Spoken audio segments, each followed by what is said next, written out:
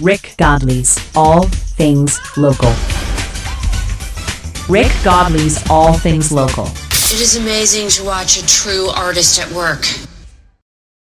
Welcome in, ladies and gentlemen. I'm Rick Godley. Farmerville, Louisiana, we find ourselves home of the 63rd Louisiana Watermelon Festival.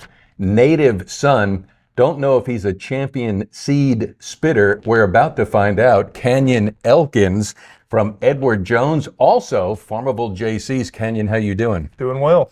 All right, so you are a native son here from Farmerville and the UP. You've been to a couple of these watermelon festivals, haven't you? Been to a few over the years. All right, tell us your earliest memory. One of my earliest memories, my dad worked here in town. He was with Marion State Bank, so I remember being about knee high and getting on the float, riding through town, throwing out candy, and that's early core memory of mine. Early core memory, the 63rd Louisiana Watermelon Festival coming up.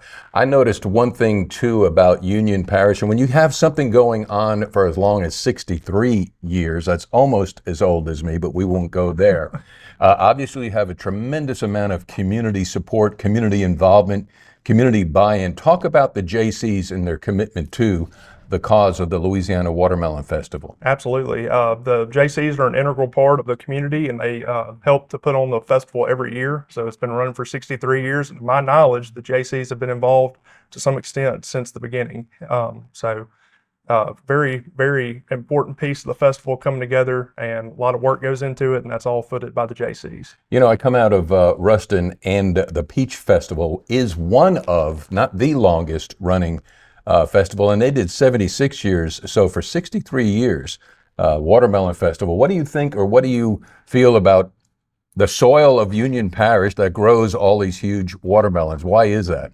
You know, I'm really not sure, but we've got a lot of great local growers. They've been coming for years, and I hope they continue the trend.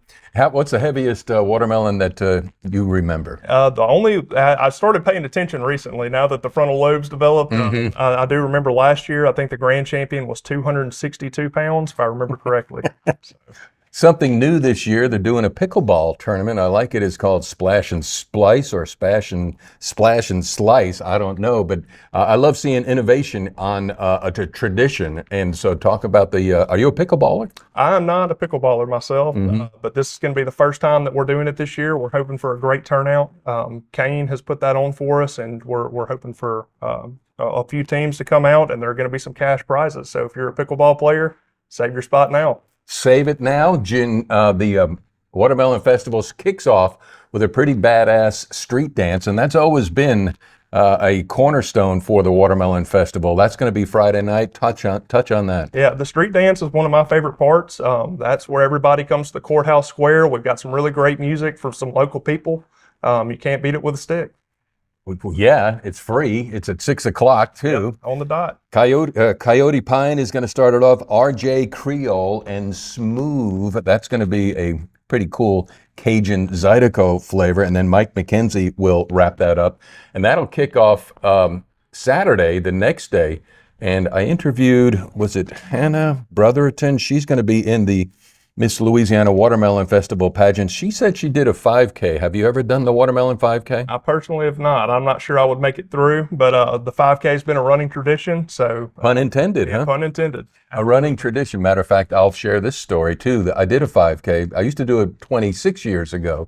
The very first one I ever did, somebody talked to me, say, "Hey, we're going to be running in the Watermelon Festival. Why don't you come join us?" I'm like, "All right, I'll try it." So I got here, and it was like started over there, and it was just really cool, running all the way downhill. And I'm like, I got this. But I forgot. Heartbreak Hill. Heartbreak Hill. And I heard some words coming out of people's mouths, and I'm like, man, good thing tomorrow's Sunday, they go to church. All right, so what's going to be on the itinerary for the day full of events?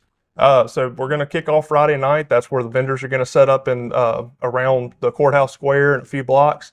We're going to have a lot of great food, some local vendors, live music. Later that night, as we wrap up, we're going to follow into the next morning where the parade's going to kick off. We're going to come through downtown. We'll be back out at the square after that for the watermelon auction, and then we'll wrap up sometime that afternoon. And the popular attraction, I brought it up, and I know you probably haven't participated. Have you in the seed spitting contest? I never have personally. Are you tempted this year? Maybe this is my year. We'll see. All right. Canyon Elkins, what could we possibly say this year to make this one the best, the biggest, the better, the most successful Louisiana Watermelon Festival ever? I would just say come out, let's have a good time. Like I said, a lot of time goes into putting this event on, and there's a lot of great people, and it's absolutely free for anyone to attend. So there's really no reason for people not to show up. And it lasts long enough for you to come in the morning and maybe take a nap and then come back later on in the afternoon. Absolutely. And well, Canyon, I appreciate your time today, and happy Watermelon Festival. Thank you. Happy Watermelon Festival. There you go. There you have it, all things local. We find ourselves in Union Parish. I'm Rick Godley, Canyon Elkins. We'll see you at the 63rd Louisiana Watermelon Festival in Farmerville, Louisiana. Rick Godley's All Things Local. Rick Godley's All Things Local. It is amazing to watch a true artist at work. Ladies and gentlemen, thank you for coming. Please drive carefully and arrive home safely. Good night.